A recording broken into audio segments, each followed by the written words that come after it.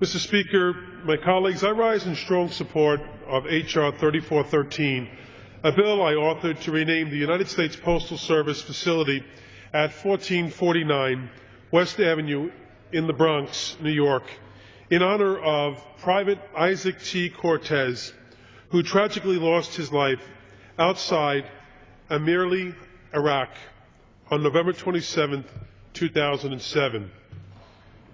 Private Cortes lived his life by the simple motto, "Go big, go home," which can also be used to describe Isaac's decision to join the Army. Certainly, there can be no more fitting instance of following the words he lived by than his decision to serve his country at a time when our country was fighting not one, but two wars. Isaac joined the Army in part because he felt it would help him achieve his dream of one day becoming a member of the New York City Police Department, but quickly discovered that the Army was his true calling. Private Cortes loved the Army and loved the feeling of pride for country and community he felt when he wore the U.S. Army uniform.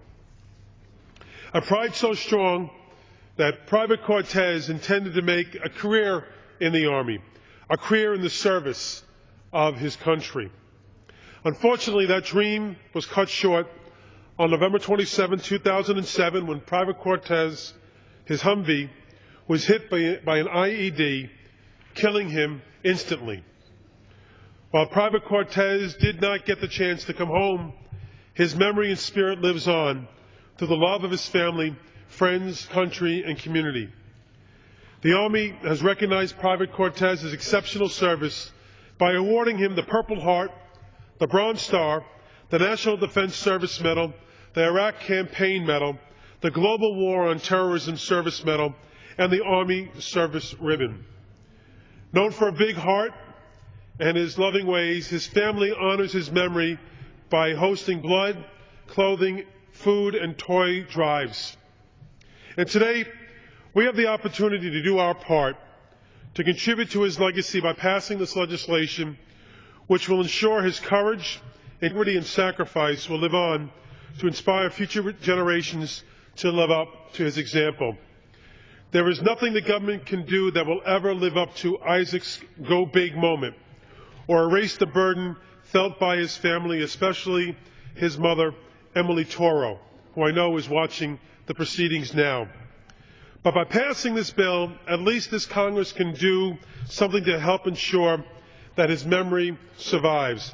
I think it only appropriate that prior to passing this bill, we honored the service of a World War II veteran, really showing the link between that great war to preserve democracy and freedom throughout the world and the sacrifices that have been made and continue to be made in a part of the world, in the Middle East, in Iraq and Afghanistan, to preserve those same freedoms that we hold dear, that Private Cortes held dear, and as the people of the Bronx hold dear. Just on a note, Mr. Speaker, my colleague was talking about Bronx, New York. There are only three parts of the world that begin with the Vatican, the Hague, and the Bronx, sometimes said the Bronx. But the Bronx is very proud of its sons and daughters, many of whom have paid the ultimate sacrifice in wartime. And this wartime is not unlike any other. Continues to sacrifice, as does the sons and daughters of New York City and New York itself.